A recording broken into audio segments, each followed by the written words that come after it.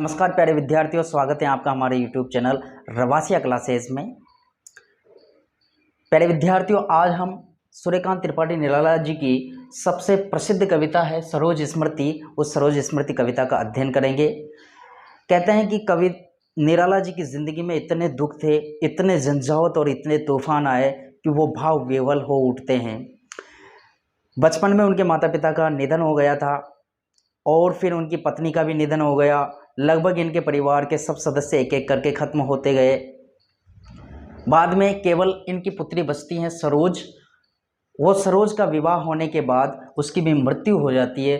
तब निराला जी भाव विह्वल हो उठते हैं और एक गीत लिखते हैं, कविता लिखते हैं। वो कविता है सरोज स्मृति।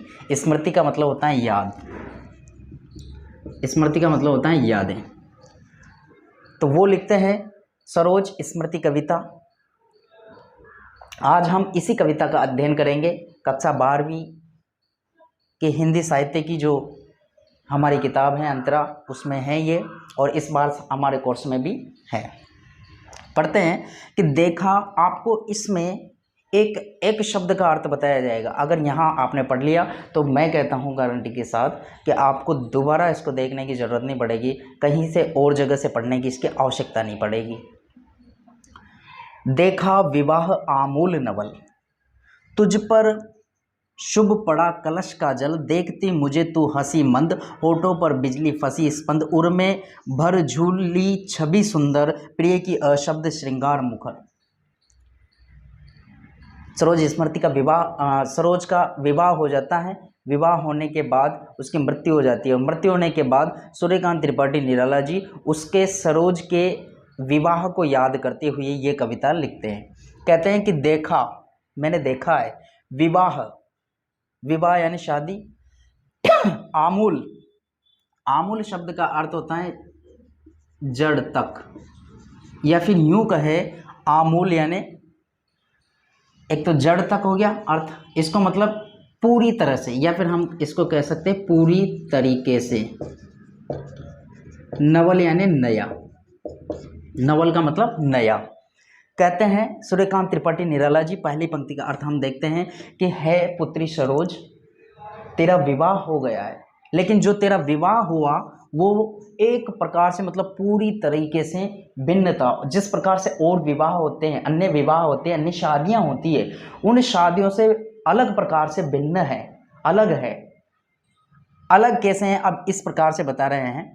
नवल यानी नया, पूरी तरीके से नया था, अलग है, नया है। पहली पंक्ति का अर्थ समझ में आ गया। है पुत्री सरोज, अपनी पुत्री को संबोधित करते हुए कहते हैं कि पुत्री सरोज, तेरा जो विवाह हुआ ना, वो विवाह पूरी तरीके से नया था। कैसे था नया? कि तुझ पर शुभ पड़ा कलश का जल। शुभ यानी पवित्र, कलश यानी कलश का, जल यानी जल।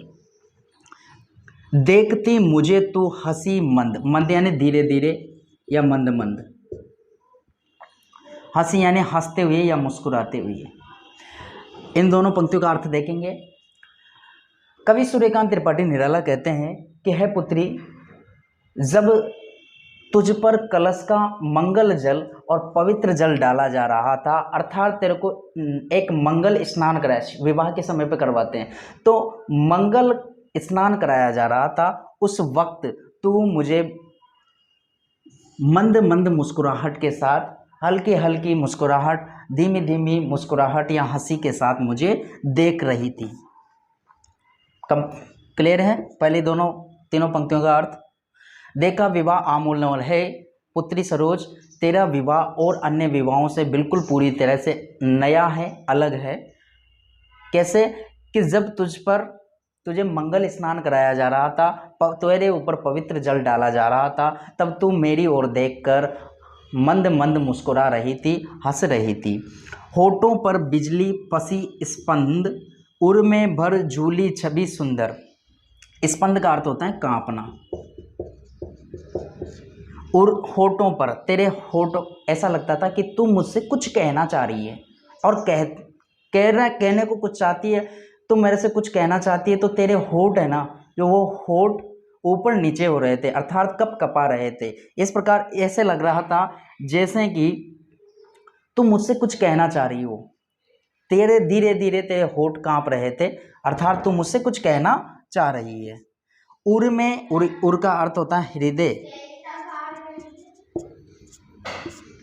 भर झूली छवि सुंदर, छवि यानी छवि, सुंदर यानी बढ़िया। प्रिय की अशब्द श्रृंगार मुखर, अशब्द जिसका, अशब्द का मतलब जिसका वर्णन नहीं हो, जिसका वर्णन न हो।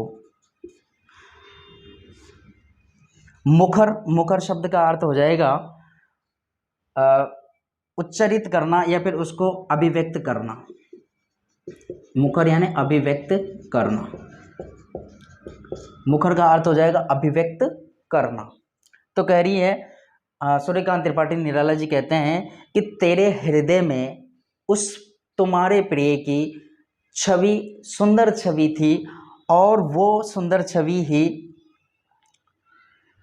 ऐसी छवि थी जिसका वर्णन या अभिव्यक्त करना संभव नहीं था। उस श्रृंगार का, उस वक्त तेरा जो श्रृंगार था, उस श्रृंगार को अभिव्यक्त करना यानी शब्दों में बांधना, ऐसा श्रृंगार था तेरा कि जिसका वर्णन नहीं किया जा सकता। ठीक है। अब अगर यहाँ से हमारी व्याख्या आती है, कक्षा 12वीं में हमारी व्याख्या आती है, तो अगर यहाँ से व्याख्या आती है तो किस प्रकार से करेंगे। मैंने तुम्हें बताया है पहले से कि पहली चीज हम लिखते हैं संदर्भ। संदर्भ में क्या लिखेंगे, प्रस्तुत पंक्तियां सूर्यकांत त्रिपाठी निराला द्वारा रचित सरोज स्मृति कविता से लिया गया है। उसके बाद लिखते हैं हम प्रसंग। प्रसंग में ये लिखते हैं कि कवि सूर्यकांत त्रिपाठी निराला अपनी पुत्री के विवाह की नवीनता के बारे में बता रहे हैं, या सरोज स्मृति यानी सरोज को याद करते हुए ये कविता लिखी है। फिर आती है व्याख्या जो हमने की अभी, और फिर लिखते हैं हम विशेष। विशेष में पहली चीज तो हम यहाँ पर भाषा ही लिख देते हैं। इसमें कौन सी भाषा है, भाषा तत्सम शब्दावली है। इसमें देखो कितने आमूल शब्द आ रहा है, मंद आ रहा है, स्पंद आ रहा है, श्रृंगार आ रहा है। ये शब्द क्या है, तत्सम शब्द है, संस्कृत के शब्द है। तो यहाँ पर तत्सम शब्दावली का प्रयोग किया गया है। इस प्रकार से हम इसकी व्याख्या कर देंगे। आगे बढ़े, आगे चलते हैं अपन। तू खुली एक उच्छ्वास संग, विश्वास स्तब्ध बंद अंग अंग, नत नयनों से आलोक उतर, कांपा अधरों पर थर थर थर, मैंने देखा वह मूर्ति दीती, मेरे वसंत की प्रथम गीती। तू खुली यानी खुली हुई थी, एक उच्छ्वास संग, उच्छ्वास का मतलब होता है ऊपर खींची हुई श्वास, ऊपर खींची हुई श्वास, या एक प्रकार से ऐसे कहे कि आह भरना, इसको इस तरह से कह सकते हैं आह भरना। विश्वास स्तब्ध, स्तब्ध का मतलब होता है स्थिर। दोनों पंक्तियों का अर्थ देखेंगे। कवि सूर्यकांत त्रिपाठी निराला अपनी पुत्री सरोज को याद करते हुए और उसको संबोधित करते हुए कहते हैं कि विवाह के समय तूने अपनी सांसों को ऊपर खींचा, यानी कि आह भर रही थी तू विवाह के समय आह भर रही थी, और तेरा श्रृंगार बहुत ही प्यारा लग रहा था। श्वास स्तब्ध, और तेरा विश्वास था जो वो भी स्थिर हो चुका था, अर्थात तेरे प्रिय की जो मिलने की बात थी वो सरोज, तू तेरे प्रिय से मिलने के लिए स्थिर हो चुकी थी, और बंद अंग अंग, और तेरा प्रत्येक अंग बंधा हुआ दिखाई दे रहा था। बंधा हुआ से मतलब सुगठित दिखाई दे रहा था। आगे चलते हैं। नत नयनों से यानी झुके हुए, नत यानी झुके हुए, नयनों यानी नेत्रों से, आलोक, आलोक का मतलब प्रकाश, उतर यानी उतर रहा था, अर्थात तेरे नेत्रों से, झुके हुए नेत्रों से प्रकाश उतर रहा था, अर्थात तू बहुत ही प्यारी लग रही थी, सुंदर लग रही थी, अर्थात तेरे नेत्र झुके हुए थे। कांपा अधरों पर थर थर थर, और तेरे जो अधर है, अधर यानी होठ, अधर यानी होठ, और तेरे जो होठ हैं उनका कंपन, कांपा यानी कंपन, स्पष्ट दिखाई दे रहा था मुझे। तेरे होठ कप कपा रहे थे, वो मेरे को स्पष्ट दिखाई दे रहे थे। देखा मैंने वह मूर्ति, मूर्ति दीति, दीति का मतलब प्यास, प्यास से भरी हुई तेरी मूर्ति को मैंने देखा। अर्थात वो एक प्रकार से मूर्ति की तरह लग रही थी। जब सरोज का विवाह हो रहा था, सरोज के विवाह के समय जो सरोज बैठी हुई थी तो वो एक प्रकार से मूर्ति की तरह ही लग रही थी। कहते हैं सूर्यकांत त्रिपाठी निराला कि प्यास से भरी हुई तेरी मूर्ति को मैंने देखा। मेरे वसंत, वसंत की प्रथम गीति, गीति यानी गीत, प्रथम यानी पहली। अब यहाँ पर वसंत है, वसंत शब्द से क्या है, सुखद, सुख का समय। वसंत का मतलब सुख का समय। कि तेरा जो विवाह हुआ उसी वक्त मेरे जीवन में वसंत था, मेरे जीवन में सुख का समय था, सुख का पल था, और वो सुख का पल होने के कारण ही वही मेरे लिए प्रथम गीत बना। अर्थात मैंने वही प्रथम गीत लिखा है। ठीक है, आगे चलते हैं। क्लियर है यहाँ तक? संदर्भ, प्रसंग, व्याख्या तुम कर ही दोगे। आगे बढ़े। आइए प्रिय विद्यार्थियों आगे बढ़ते हैं। कहते हैं कि श्रृंगार रहा जो निराकार, रस कविता में उच्च वसित धार, गाया स्वर्गीय प्रिया संग, भरता प्राणों में राग रंग, रति रूप प्राप्त कर रहा वही, आकाश बदल कर बना मही। कह रहे हैं कि श्रृंगार, जो तुम्हारा विवाह के समय जो श्रृंगार था उसकी बात कर रहे हैं। रहा जो निराकार, निराकार का अर्थ होता है जिसका आकार न हो, जिसका आकार न हो, जिसका कोई आकार न हो उसको निराकार। रस कविता में उच्च वसित धार, धार यानी धारण करना। कवि सूर्यकांत त्रिपाठी निराला याद करते हुए कहते हैं कि तेरा जो श्रृंगार है वो श्रृंगार ही तेरी माँ की तरह दिखाई दे रहा था। अर्थात जो श्रृंगार था वो जो तेरी माँ है निराकार, अर्थात वो मर गई थी उसकी माँ, सरोज की माँ, तो उस सरोज की माँ को याद करते हुए कहते हैं कि तेरा जो श्रृंगार है वो श्रृंगार निराकार रूप में ही तुम्हारी माँ के आकार को साकार कर रहा है।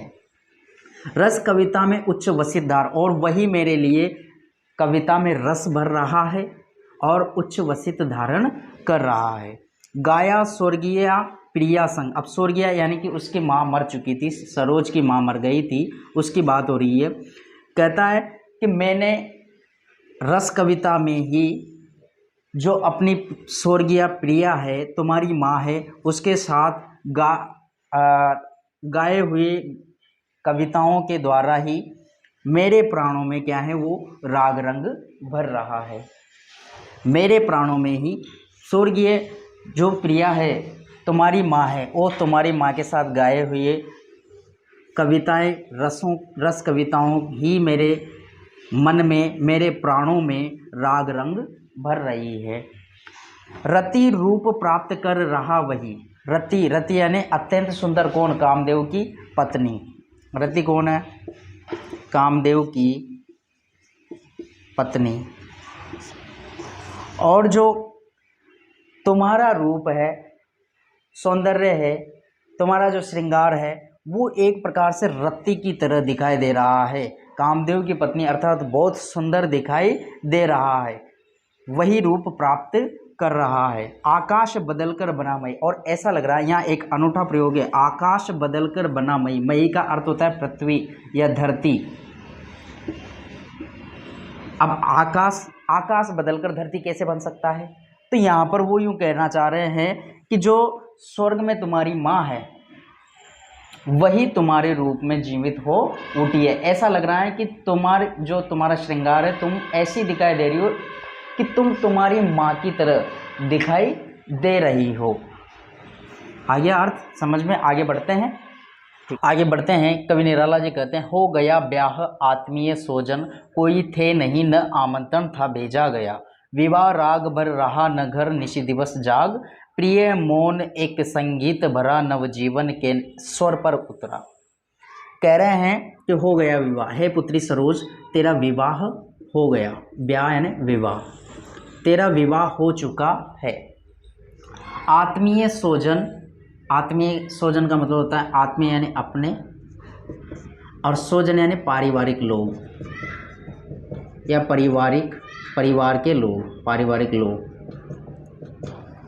कोई थे नहीं। यानी तेरा विवाह हो गया, संपन्न हो गया तेरा विवाह, पर इस विवाह में कोई पारिवारिक लोग भी नहीं थे, अपने खुद के रिश्तेदार, अर्थात साफ सीधी भाषा में हम इसको रिश्तेदार कह सकते हैं, और कोई भी रिश्तेदार नहीं था। क्यों नहीं था? क्योंकि न आमंत्रण था भेजा गया, क्योंकि किसी को कोई आमंत्रण भी नहीं भेजा गया था, कोई निमंत्रण पत्र नहीं भेजा गया था। विवाह राग बर रहा न घर, निशि दिवस जाग। निशि दिवस यानी रात दिन, निशि यानी रात और दिवस यानी दिन, जाग यानी जाग कर, यानी विवाह राग विवाह के समय गाए जाने वाले गीत, विवाह के समय गाए जाने वाले गीत, है ना। तो कह रहा है कवि सूर्यकांत त्रिपाठी निराला जी कहते हैं कि विवाह के अवसर पर रात दिन जाग करके गाए जाने वाले गीत है वो भी न यानी नहीं गाए गए थे। बर रहा न घर निशि दिवस जाग, यानी रात और दिन जाग कर विवाह के राग गीत गाए जाते हैं, वो गीत भी नहीं गाए गए थे। प्रिय मौन एक संगीत भरा, वहाँ पर केवल एक मौन था, अर्थात एक शांत वातावरण था, और वो शांत वातावरण ही संगीत भर रहा था। एक स्वर की लहरी, अर्थात संगीत की लहरी, संगीत की लहर भर रहा था।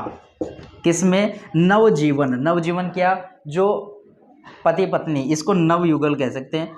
नवयुगल के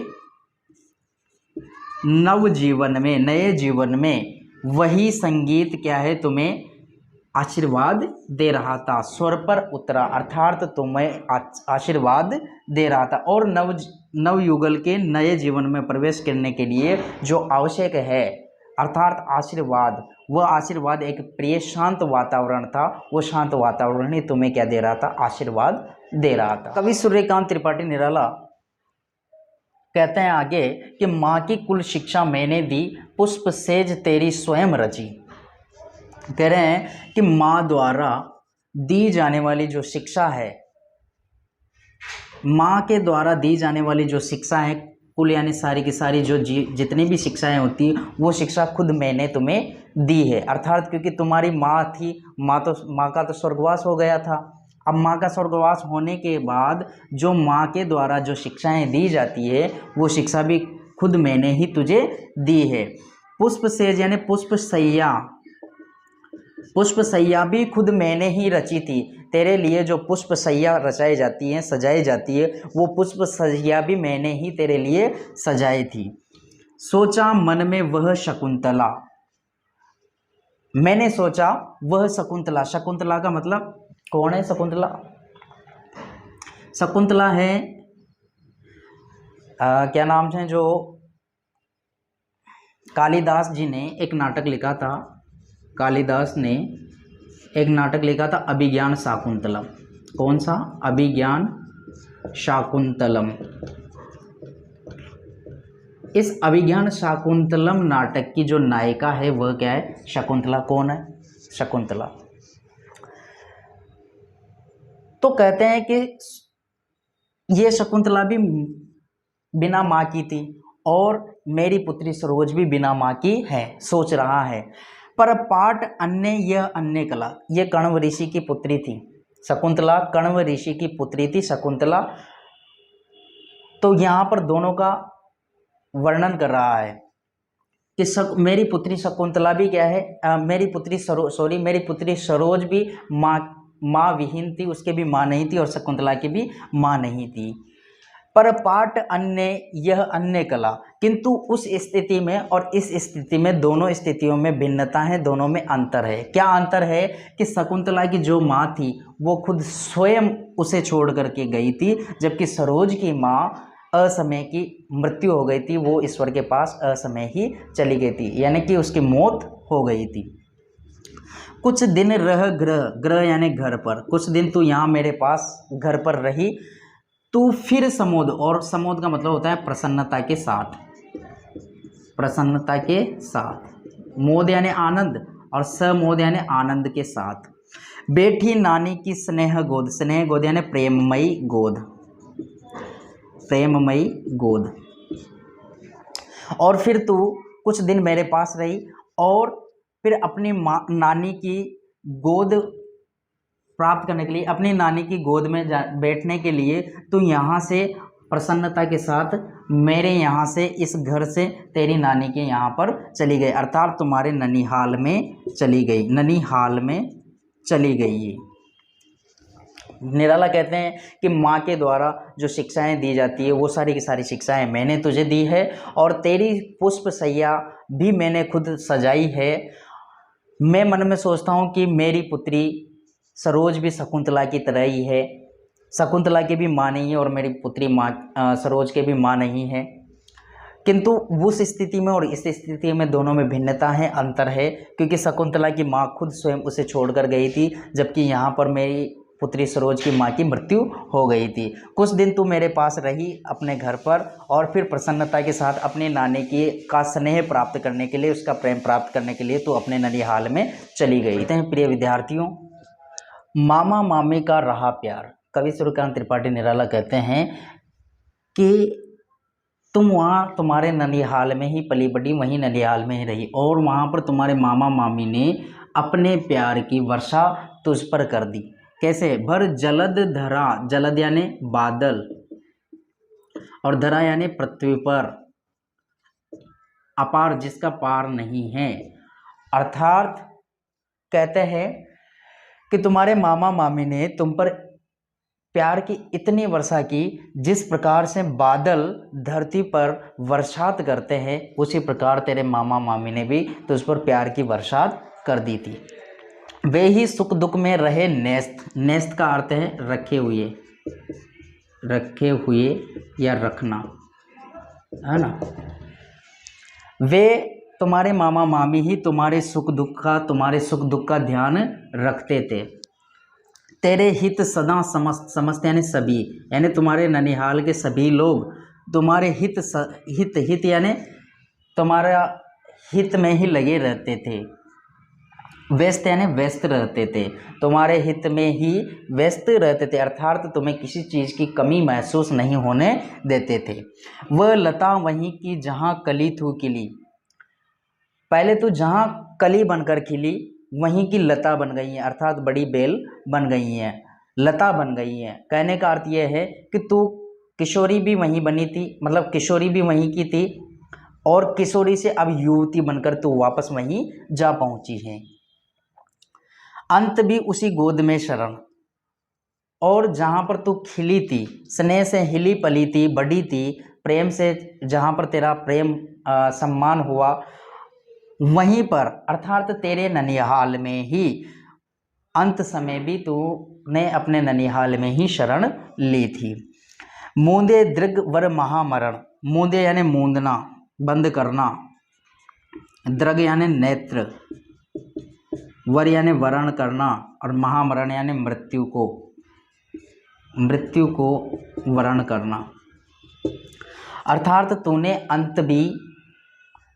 अंत में भी तुम्हारे अंत समय में भी तुम्हारे ननिहाल में ही जाकर शरण ली थी। फिर आगे कहते हैं कि वहीं तूने अपने नेत्रों को बंद करके मूंद के वहाँ पर ही मृत्यु का वरण कर लिया, अर्थात तो मृत्यु को प्राप्त हो गई हैं। ठीक, आगे बढ़ते हैं प्रिय विद्यार्थियों। कह रहे हैं कि मुझ भाग्यहीन की तू संबल, संबल यानी होता है सहारा, संबल यानी क्या होता है? सहारा। कि मुझ जैसे भाग्यहीन पिता की तो तू ही एकमात्र संबल थी, तू ही एकमात्र सहारा थी। किंतु युग का मतलब 2 वर्ष के बाद जब हुई विकल, किंतु तुम्हारी विकल का मतलब व्याकुल, किंतु ये जो व्याकुलता है तुम्हारे मृत्यु के बाद, ये व्याकुलता 2 वर्ष बाद और ज़्यादा बढ़ गई है, और ज़्यादा मुझको परेशान करने लग गई है। दुख ही जीवन की कतार है, अरे मेरे जीवन में तो दुख ही दुख रहे हैं, मुझे केवल दुख ही दुख मिले हैं। मेरे जीवन में दुख ही दुखों की कहानियाँ हैं, अब मैं उनको कैसे कहूँ जो नहीं कही मैंने, किसी को कुछ भी नहीं बताया, किसी को कुछ नहीं कहा। अपने जीवन में जितने भी दुख है उन दुखों को मैंने किसी को नहीं बताया। क्या कहूँ आज, अब उनके बारे में मैं कैसे कहूँ। मेरे तो जीवन में इसलिए नहीं कहना चाहता क्योंकि मेरे जीवन में केवल दुख ही दुख रहे हैं। हो इसी कर्म पर वज्रपात, कहती हैं कि बेटी मेरे जीवन में चाहे कितनी ही विपत्तियां आए, वज्रपात यानी विपत्ति, भारी विपत्ति आना, वज्रपात यानी विपत्ति आना या कठोर विपत्ति आना, मेरे जीवन में, मेरे कर्मों में, मेरे जीवन में चाहे कितनी ही विपत्तियां आए, कितनी ही परेशानियां आए, यदि मैं धर्म के पथ पर चलूँगा तो रहे नत नत यानी झुका कर, झुकना, सदा माथ, माथ यानी माथा सिर, इस पथ पर, अगर इस पथ पर चलते हुए, इस धर्म, किस पथ पर, धर्म के पथ पर चलते हुए मेरे जीवन में चाहे कितनी भी विपत्तियां आए, कितनी भी समस्या आए, मैं अपना माथा अर्थात मैं अपना सिर झुका करके उनको सहन कर लूँगा। मेरे कार्य सकल हो भ्रष्ट, शीत के से सतदल, अर्थात इस पथ पर चलते हुए अगर मेरे समस्त जितने भी कार्य हैं, मेरे जितने भी शुभ कर्म हैं, उन कर्मों पर चाहे भ्रष्ट हो जाए, खत्म हो जाए, शीत के से सतदल, सतदल यानी होता है कमल, अर्थात अधिक सर्दी पड़ने के कारण जिस प्रकार से कमल मुरझा जाते हैं, शीत की वजह से, सर्दी की वजह से कमल मुरझा जाते हैं, उसी प्रकार से चाहे मेरे सभी कर्मों पर भ्रष्ट हो जाए, खत्म हो जाए, पर फिर भी मैं धर्म के रास्ते से नहीं हटूंगा।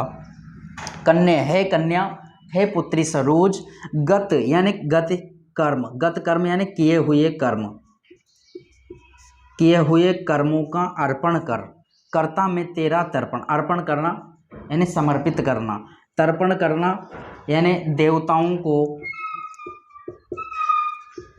या ऋषियों को चढ़ाते हुए कहते हैं तर्पण करना, अर्थात उनको देवताओं को जल चढ़ाते उसको तर्पण करते हैं। तो कवि सूर्यकांत त्रिपाठी निराला कहते हैं कि फिर कर्मों का अर्पण कर, कर्ता में तेरा तर्पण, अर्थात मेरे जितने भी शुभ कार्य हैं उन शुभ कार्यों को मैं तुझे अर्पित करते हुए, अर्पण करते हुए तेरा तर्पण करता हूँ। दोस्तों आज की ये कविता हमारे लिए बहुत अच्छी थी, बहुत इम्पोर्टेंट थी। लाइक करके हमें बताएं कितनी अच्छी लगी आपको, और आगे आने वाली 12वीं की जितनी भी कविताएं हैं उन कविताओं को मैं एक एक शब्दों में आपको अर्थ बताऊंगा। उससे पहले हमारे चैनल को लाइक करें, सब्सक्राइब कर ले, और ताकि आने वाले जितने भी हमारे वीडियोस हैं वो आप तक पहुंच जाए और आप उनका लाभ ले सके। आपको मैं गारंटी देता हूं दोबारा पढ़ने की कोई आवश्यकता नहीं पड़ेगी, एक बार में कंप्लीट हो जाओगे।